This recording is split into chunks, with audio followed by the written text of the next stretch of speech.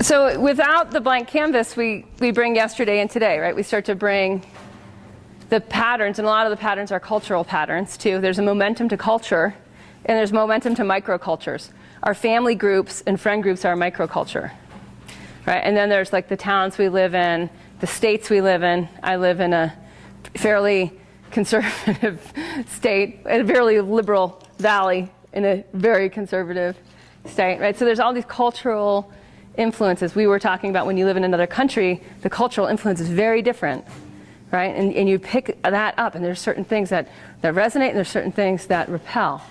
So what we want, the reason I bring it up is what we want to understand is that these influences are always present, but so is the blank canvas.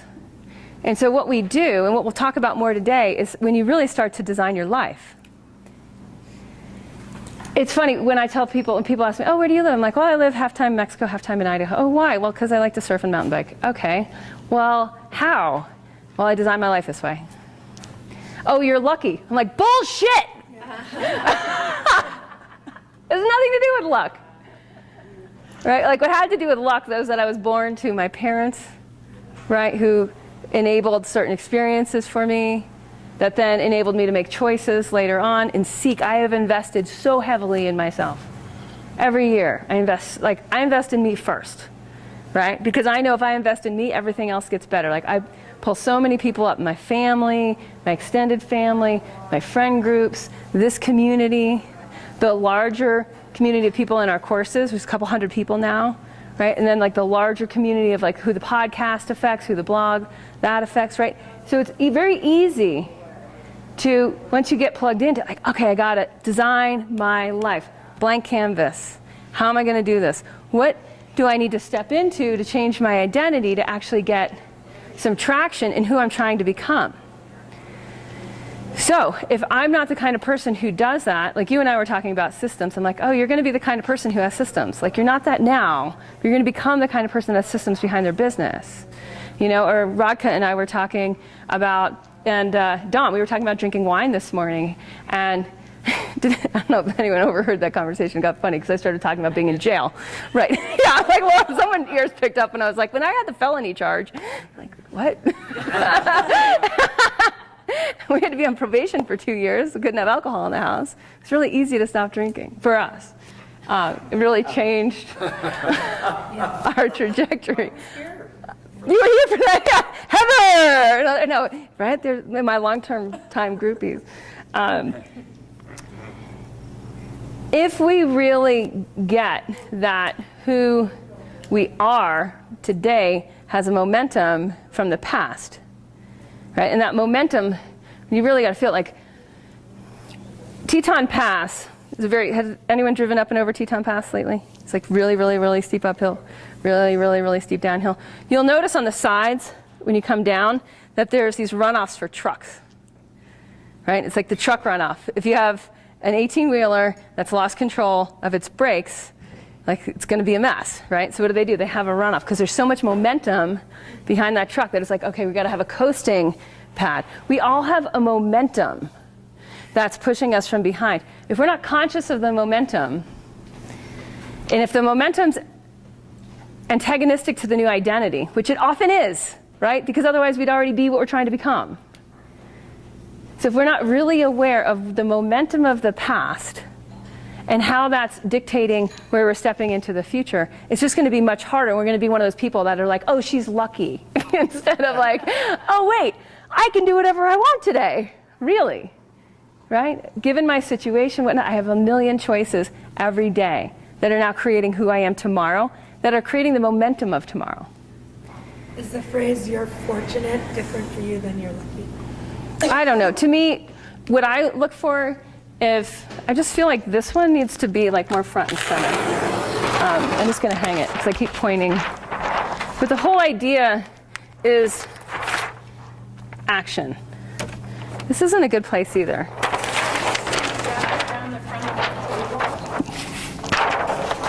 Is that good? I really want us to get this. That this is really the teaching of evolutionary enlightenment as well. That there's the ground of being, which is the deep peace that's always present. Mark read a beautiful quote from Paul Muller-Ortega this morning that's all about that like what's really in there at the core of identity is the same for all of us. And it's the goods. It's what builds ojas. It's what creates integrity. It creates intelligence. It's that which enables you to feel your deep connectivity, which is your nature, which is all of our nature. It's the sameness, right? The peace, the massive expanse. And on that, we wear a clothing of our identity. Now, there's the ground of being, and there's the evolutionary impulse. There's the impulse to evolve, which obviously this is an intelligent organism. We all get it. We all get this unbelievable piece of technology. We're born with it. The most sophisticated piece of technology. We're born with it. And you see what a lot of people do with it. And it's like, oh my gosh, stop putting pizza in there. Like, stop putting like really bad TV in there. Like stop polluting this unbelievable piece of technology that took at least 13.7 billion years to evolve to this point right now. Right? So that's the gift. That's what we have. Now, the evolutionary impulse that created this is us. And it's moving, it's going, it has its own momentum towards the good morality, the true, deep wisdom, and beauty. That is the basis of the evolutionary impulse. It's a movement towards the good, the true, and the beautiful. It's who we are. We're not often raised with this awareness that who you are is the ground of being, and who you are is the evolutionary impulse, that who you are is the big piece and the process of evolution moving into the future.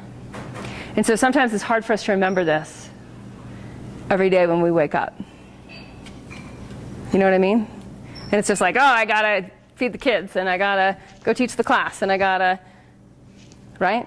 And so it's like, oh wait, but what is really happening? Who am I really, and what is trying to become? So the idea of being fortunate, it's like we're all fortunate. We all got the big piece. We all got the best piece of technology that's ever been invented, right?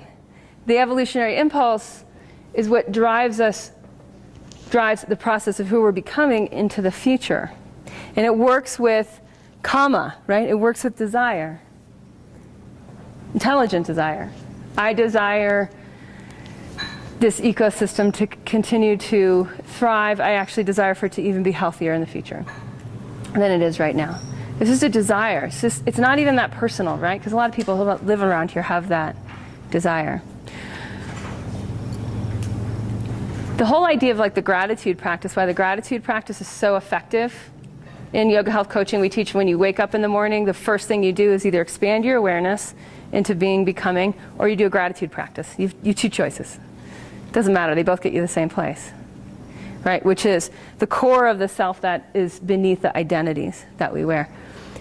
When we do a gratitude practice, we go, oh my gosh, I'm the most fortunate person. I've got 2 legs with 5 toes each.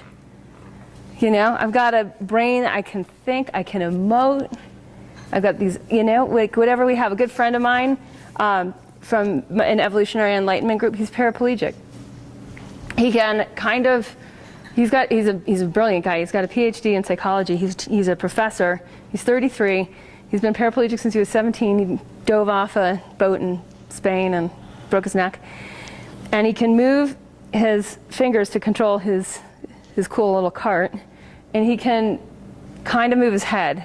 And he's gorgeous too. I mean, he could have been a model. He's gorgeous, and so he's got this incredible charisma, and he's got this body that is just a pain cave, really. So hard, right? Just so hard to eliminate, even, right? But he has the same experience of being fortunate because he's done so much work to orient to what's really going on, the potential of the blank canvas on each day. He's taught me a lot. Okay, so one little yogic teaching, one big fat yogic teaching I wanted to bring in that ties into what we were doing yesterday was the teaching. It's a tantric teaching, goes back, I don't know what it is, Prakasha Vimarsha, Keshmaraja, or Abhinavagupta, one of those. Abhinavagupta. So it's like what, 10th century AD? Yeah. somewhere like 8th to 10th century, something like that. 8th to 10th century. So we have the idea of Prakasha. Does anyone know what Prakasha is? Well, Mark does. Anyone else? Okay, good. Prakasha? The light of consciousness.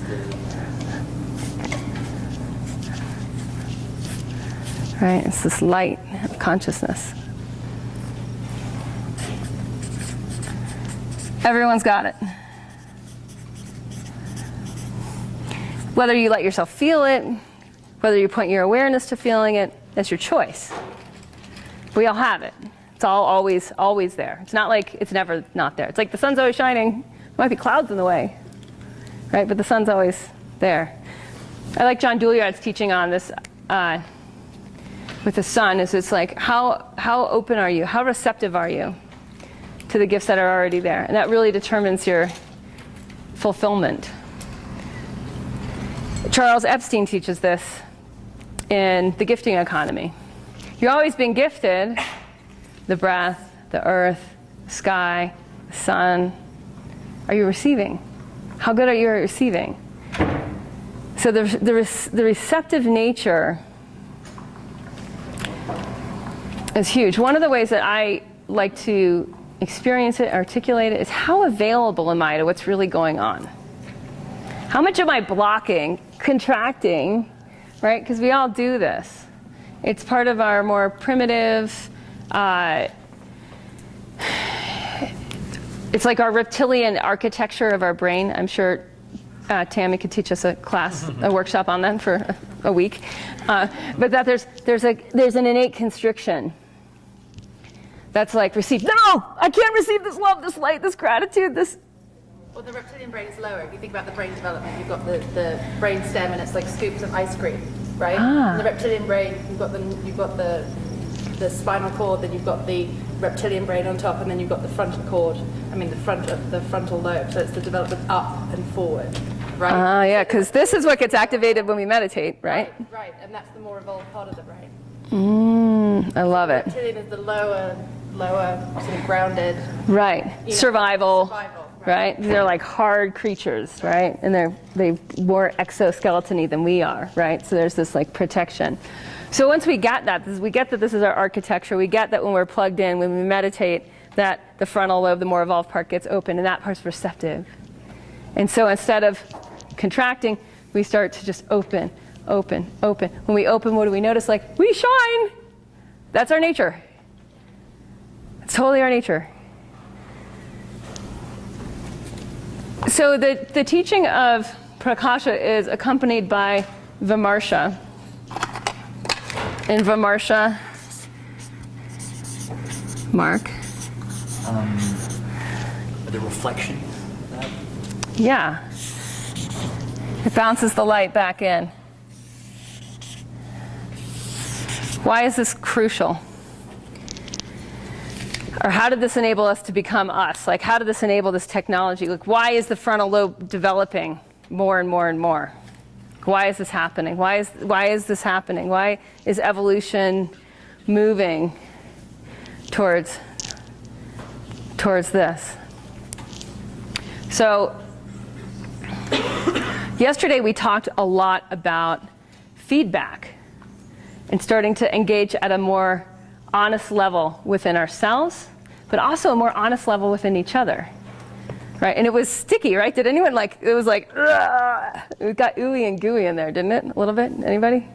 Like, what the hell is she talking about? Are we supposed to be in like peace and bliss and it's all good and you're all good and I'm all good and you just keep doing your stuff and I'll keep doing my stuff and I won't call you on whatever's not working for you if you don't call me on whatever's not working for me, right? Those agreements? And I was like, let's toss those out the window.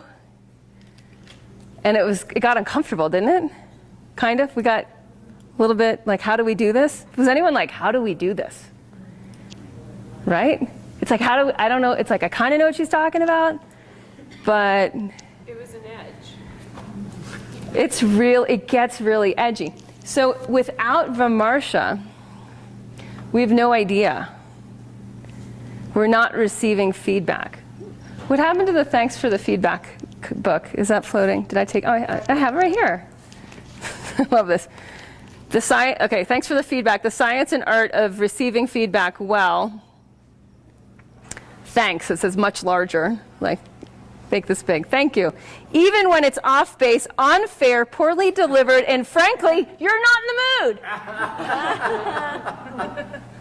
Right? They wrote like this book. I'm sure it was like this big, and they had to make it. Don't you think?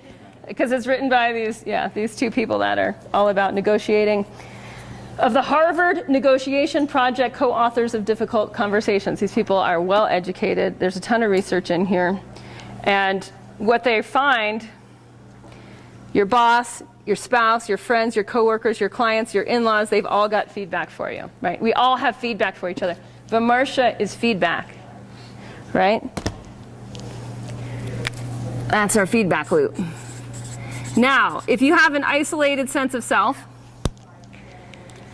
meaning you live in your own little universe and you don't let people in that much, you're not going to experience as much Prakasha, because the more Prakasha Vimarsha we have, the more amplification we have. When people receive feedback, integrate feedback, they give off more light, they're more functional. If we go to the integral map and someone's saying like, hey, yoga girl who keeps talking about her left psoas and that she's gluten-free and can't eat this and that and blah, blah, blah, and right? You're living here.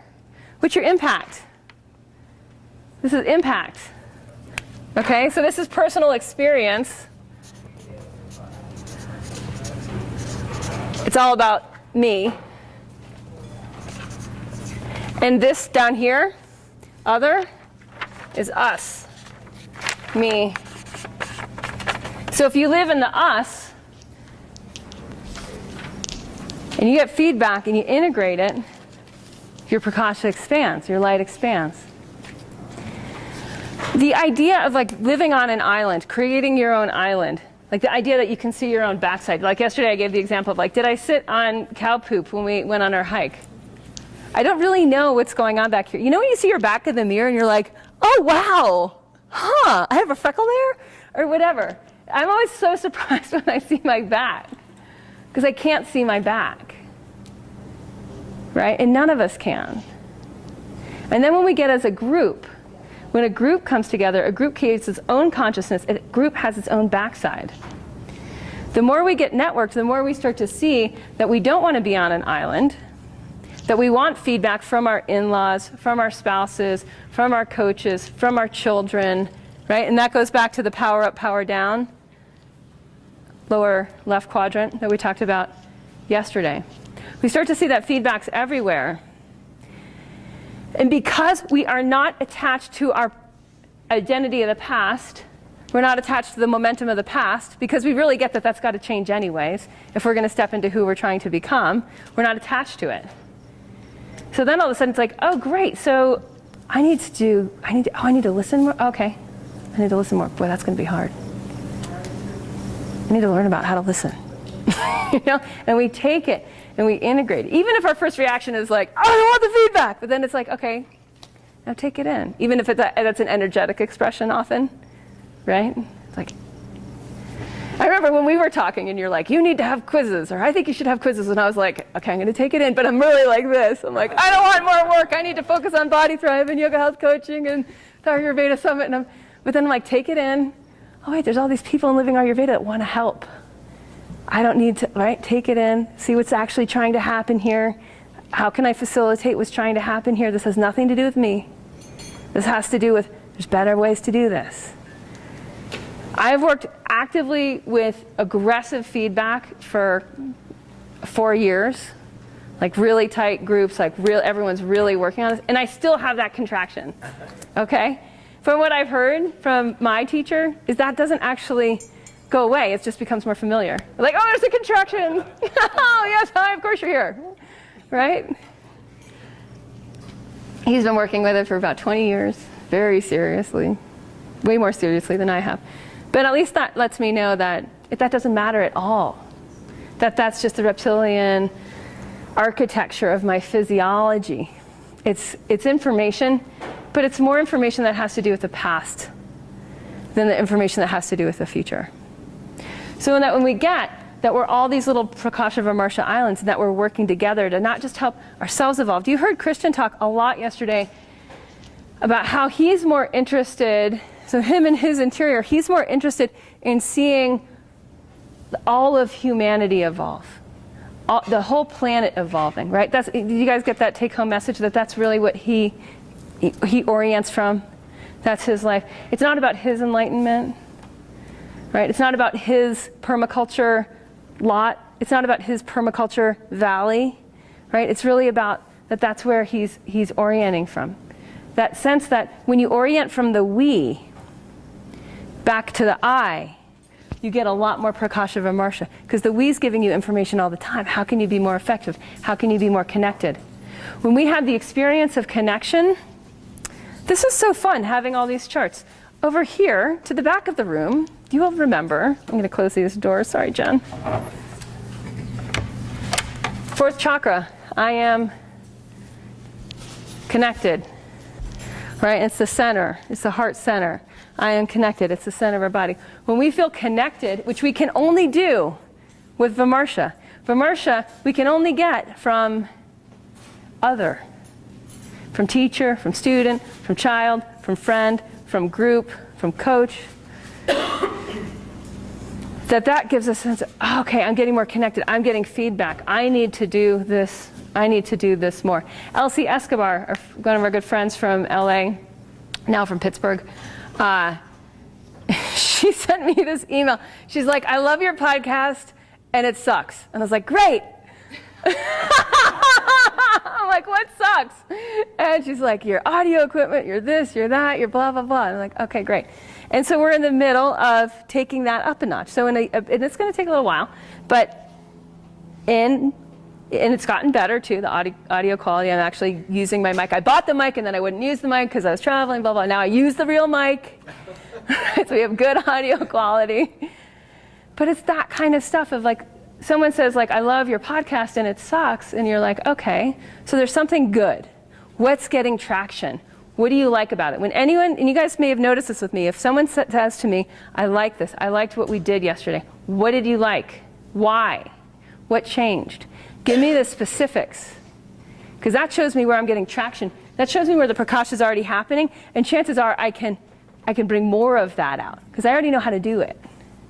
And then it's like, okay, but this didn't work. Okay, great. Tell me more about that. Like, why didn't it work? What's not working? Okay, now, take it in. That's going to be a lot of work. How am I going to change that? What's my action plan? And that's where the rubber meets the road. Do you guys know that expression? What happens when rubber meets road? Next traction. It gets traction. That's where the rubber meets the road. So when the rubber's not meeting the road, you've got this finest vehicle, you've got this beautiful highway, but it's not happening. Something's not moving in a direction. The evolutionary impulse is not getting engagement. Right? So first we have this availability, this receptivity. Then we have insight. Let me write this down. This will be helpful. Does this want its own thing? Maybe. Would you hang? Even the bar will work. So we have availability.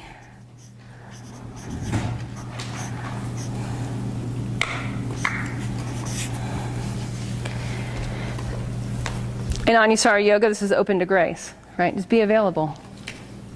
It's already grace is already there.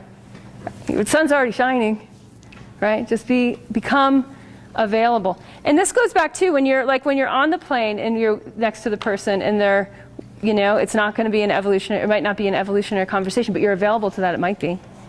You're totally available. And I want to really decipher this from what we talked about yesterday when I was telling people that, when I was even when we were working with Eric and saying, seeking evolutionary conversation. Because when we orient to where we're going, right, when we seek, it's an action, it's a verb. That we can do that and also be available to what can happen in any moment. So they're not exclusive.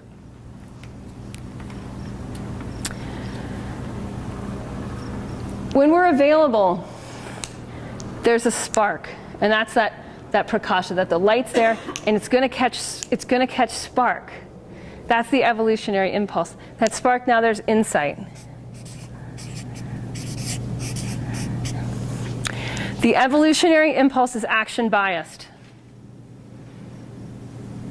Right? It's biased to action. So then we act. We act on the insight.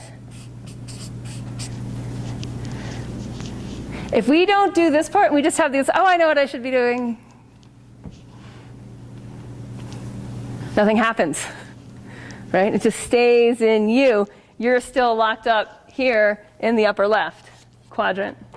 You're not using that to move energy out and get the reflection back. And when you get the reflection back, then you get more traction, rubber hits the road, the middle expands, you do more, have more positive impact, affect real change, and you're more networked, inherently more networked, right? So availability, insight, action. And a lot of this is like within the resources are available. And then after action is usually reflection, right? Like what worked? That's the gotta learn from your experience. This is a really tough teaching, and I don't see it in yoga as much as it needs to be in yoga, but it's the are you living the truth? Oops.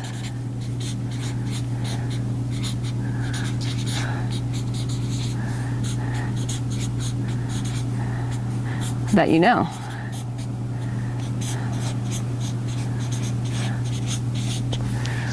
And if we're not going to get that next level of availability. Right? Because it's like consciousness is like, well, you're not paying attention. So like, if you're not paying attention, they're not going to give you the next level of depth and insight. So it has to be this way. It's like when we learn a truth, like I need to wake up, hydrate, and poop, whatever it is, right? And then we don't do it. Like we were talking about bananas this morning, Natasha and I, and she was like, oh, underripe bananas lead to constipation. Like, okay, then if I tend towards constipation, I'm just inviting trouble, right? So now that we know that, we can't do that, even if our body craves it. There has to be this, okay, reflection, and then next degree of availability. I want to read, I'm really into this book, The Obstacle is the Way. Is anyone reading The Obstacle is the Way? Ryan Holiday. It just came out like a month ago, so if you haven't heard of it yet, it'll come up. Is it a Buddhist book? No. It sounds like the obstacle is path, is what the Buddhists talk about. Yes, and it's based on that teaching. But it's based on seeing that teaching in a number of different historical contexts. He says, and this is how he breaks this down, objective judgment now at this very moment. So objective judgment. When we hit objectivity, we're expanded, right? Because subjective is what? Interpretation. Like what's my experience? That's already contraction. Right? So objective judgment is that availability. Like objective. Check out what's going on. Without being like, I don't want to see that part over there. Right? Just check out what's going on. And this is Marcus Aurelius, who is who knows Roman history? Anybody? Anyone? How do you pronounce it? Aurelius. Marcus Aurelius. Yeah, massive general, like founder of like the next move forward of the empire. So he says, and this is his warrior's wisdom, objective judgment now at this very moment. Sounds like yoga, right? Ata. Yoga asanam. What is the ata? Now. It's like, pay attention. It's why the Buddhists also clap. Right? It's like, now. So it's now at this very moment available. Right? Unselfish action now at this very moment. Right? So there's this, okay, act. Willing acceptance now at this very moment of all external events. That's all you need. That was, that was written a good 20 centuries ago. But it's still there. It's just, this is just part of our nature. When we really get, okay, this is part of our nature. This is how it works. We get this gift of this technology. It's 13.7 billion years old. We get the light of Prakasha. We get what's really in there is that it's light, that it's connected, that it's intelligent, it moves towards the good, the true, and the beautiful, that that's who we are, that the way that we evolve is through feedback, is through Vimarsha. And we're getting it all the time. We get it from the self, but we also get it from each other. If we can receive it and interpret it and then put it into action, evolution continues at a much more rapid rate. Now that we know that this is happening collectively, that like, wow, collectively we can get more skillful at giving each other feedback. If you ask me, this was the downfall of Anusara Yoga. There was no feedback. There was no conscious feedback loops. Organizations that don't have conscious feedback loops, and you were talking about it yesterday with the transparency, organizations that don't have conscious feedback loops are they're gonna be the dinosaurs of the past. They can't make it. Because where evolution's going is towards more and more networking, more and more feedback. Like Susan, when you were on stage yesterday saying like, I am the expert. I need to start acting like the expert. I need to take actions that help other people know that I'm the expert. That was a huge shift from you, from being like, I don't want to lose my job, even though I can't get fired, but right? You're like, I'm the expert. Stand my ground, right? There's a shift of interconnectivity. Now other people can find you, connect with you, then you can have bigger impact, right? And that feedback's always been there, right? Like how long have you gotten that feedback of I'm the expert? In subtle ways over years. Not really. Not really? It's probably been there. It's probably been there. When we really get what's going on here, we're always getting feedback, all the time. I have, my mom gave me feedback when I was a young teen, a tween. She's like, you need compassion. How many times do you think I've gotten that feedback? I still get it. Like soften, feel more compassion, right? And it's like that's my feedback loop. So I got to remind myself that. Okay, how do we do that? And still orient towards action moving forward. And then it makes us more diverse.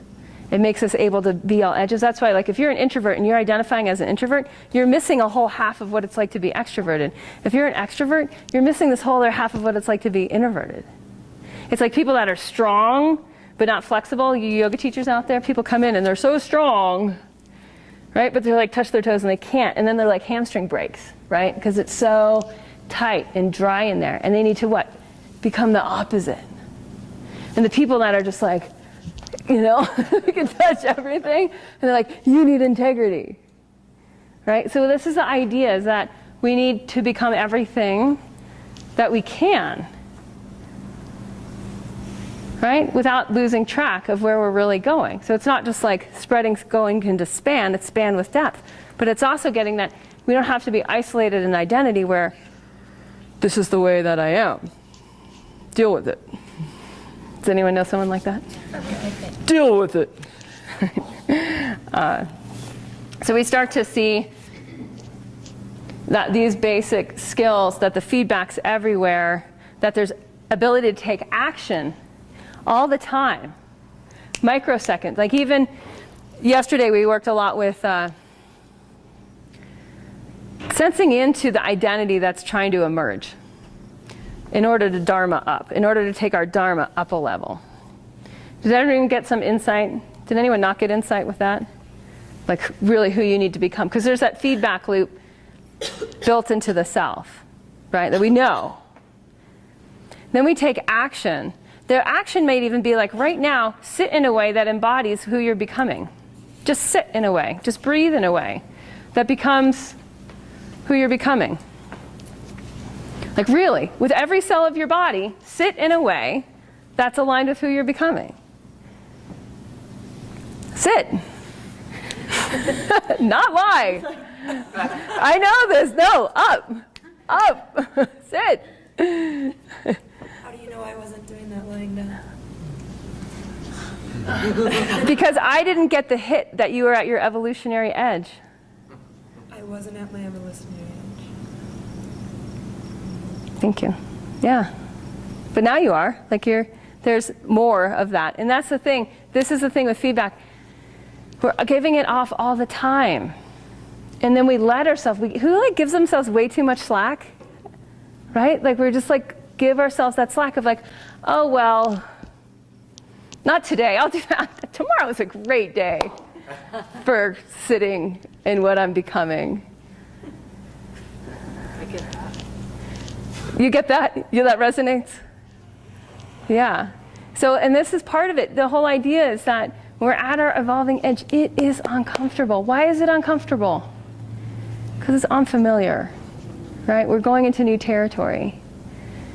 When we do that physically in asana in the body, like I feel like I'm discovering my ribs and my intercostals in a new way. And it's like when I do certain movements, it's like, whoa, where am I? I'm totally disoriented.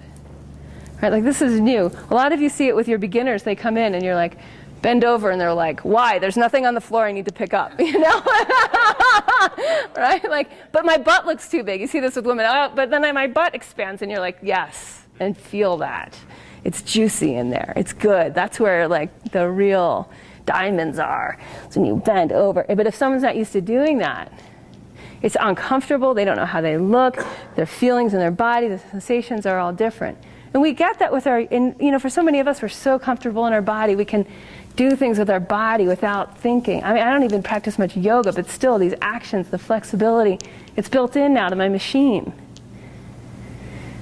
But that was earned, right? And you've all earned this certain degree of being comfortable within yourself. And now I'm saying, where you're at, it's too comfortable. So now there's a whole other level, and it's going to be really uncomfortable. Lil was telling me, she's in the yoga health, she was in the business course and now in yoga health coaching. And she's like, these people at the country club, they want more of me, but it's just like, yeah, it's not the yoga studio, is it? It's like, it's a different atmosphere. People dress differently and talk differently, and it's kind of uncomfortable over there in a way. Like some parts are not just like, oh, it's the yoga studio. I can put on my hippie clothes and do my thing. And this is what happens when we play our evolutionary edge, is we end up moving into new communities and becoming more integrated, right? We start to get, like you and I were talking about my neighbor, Steve Roth. I live next to this guy who's a genius. He's like this crazy, smart, mechanical mind. And he has poker night every Friday night. And I keep saying to Winston, I'm like, why don't you go play poker with the guys? Like, I wish I had a penis so I could just go play poker, Was there a woman there? Okay, I'm going to start showing up. I'm going to start playing poker. That's good to know, because all I see is the guys in the big trucks, and I had an assumption. So this idea of like putting yourself in communities that are different, and you're going to get a whole other level of feedback. That's why, you guys may have wondered why I had Tanya as like fitness on the schedule instead of yoga on the schedule this morning. Did anyone wonder about that? Yeah. It was like, I thought it felt so good to do something that I haven't done in a long time, and it really took me out of that, put me in a whole different space. did anyone else have that experience? Yeah, and that's what it's like to become more integral, where we start to see the different traditions have something. Christian mentioned yesterday that, Ken Wilber really got this hit that all of the traditions, all of these learnings, all of these bodies of wisdom have discovered some truth, are adding something to the whole picture. So the more integral we become, the more able we are to say, like, what's that gem? Like you're Buddhist, like what's the gem there? Oh, ever-present experience of acceptance. That's a gem, There's these gems that come from these different place points, and if we can access, instead of being like, oh no, I do yoga, I don't do fitness, but when we say, oh, I do fit, wow, that I move, I need more cardio, and there's different ways to stretch my quads than like this. Did anyone feel the massive quad lengthening in these? This is my favorite way of stretching my quads. I wouldn't know about that except for like CrossFit. I didn't learn it in yoga. I learned this kind of stuff. I did. Well, good. Yeah. There's more teachers that are integrating. Exactly. There's more and more integrative learnings. More of us are grabbing this from here and that from there and that from over there. And so it's getting more well-rounded. Fitness is better than it's bad. I mean, it's just amazing now. Yeah. Yoga in my fitness. So Great. Yeah. Right. And it goes back. And then it's better for the right. And that's just the thing. The more fitness people get yoga.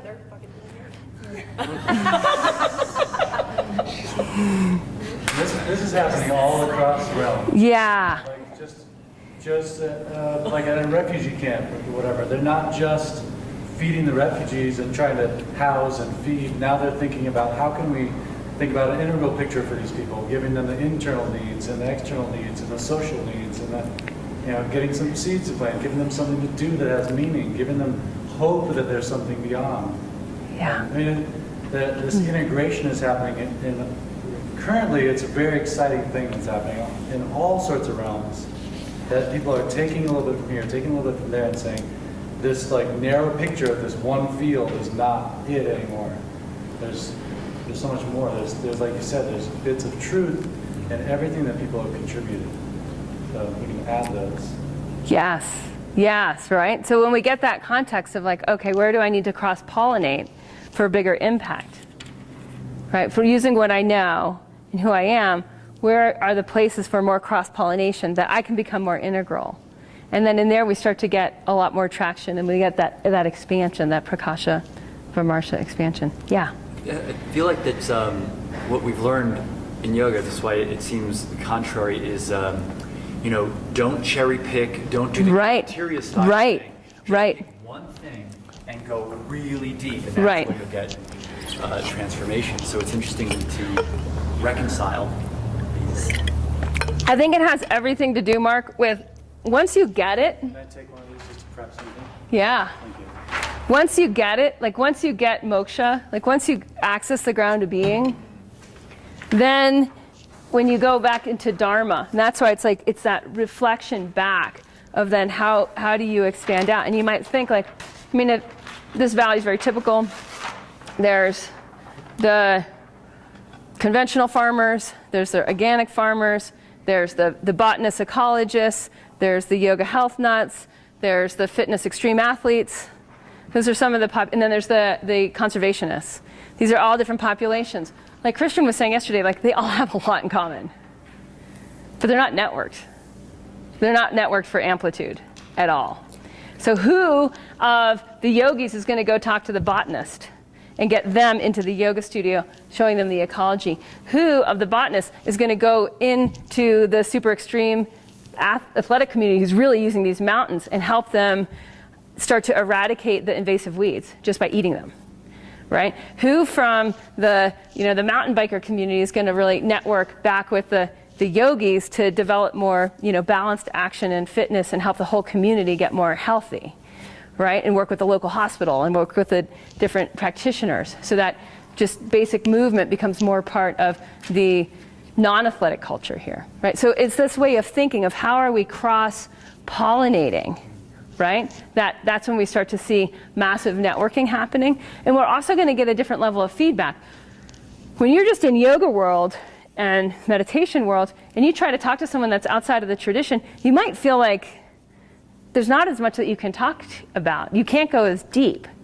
But that's actually really good feedback, that there's something that's not really opened yet because you've created a we-go within your own community, So like, there's the ego, and then there's the we-go, which was in a group, in a tradition, develops its own separate self-identity. That's not connected, it's not integrated with the whole. So yes, you have to stick with something to go deep to get the gold, and then as soon as you got it, it's like, So would that be fair to say that you're not going to be at your evolutionary edge as you're going through it because there's compassion? So what my example is that when I was laying down and you wanted me to sit up, I was trying something new and this, I'm not saying this to justify myself, I'm saying this to see if maybe this is a good example for people. Yeah. That I was trying to listen with my right side because my left side is so bombarded with the emotional that it's not physically strong. So I'm trying to move over into my right side and make that emotionally strong and let my left side rest.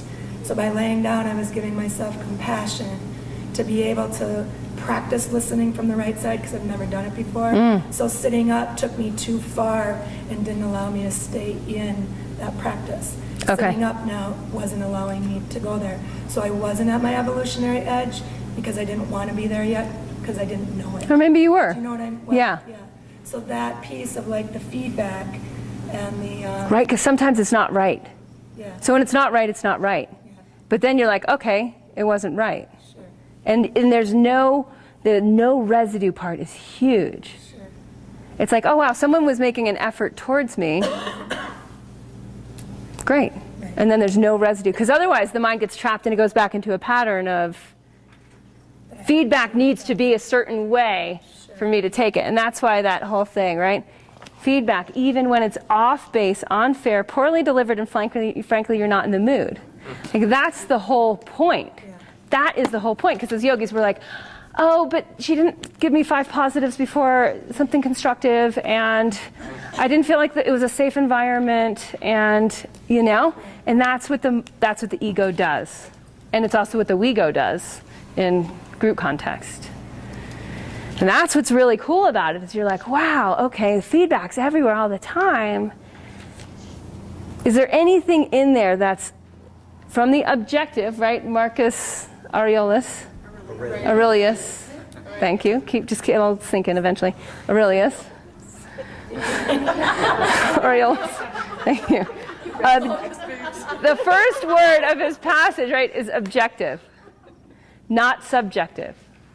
And when we get that pivot, like objective, Prakasha is objective, right? We get into that space where it's like, it's not about me, it's not about defending my traditions, right? Because the traditions have a we-go. We got to get this, you guys. This is a huge insight from integral theory, is that the traditions have their own shadow issues, they have their own stuck points, we can map them, it's very clear.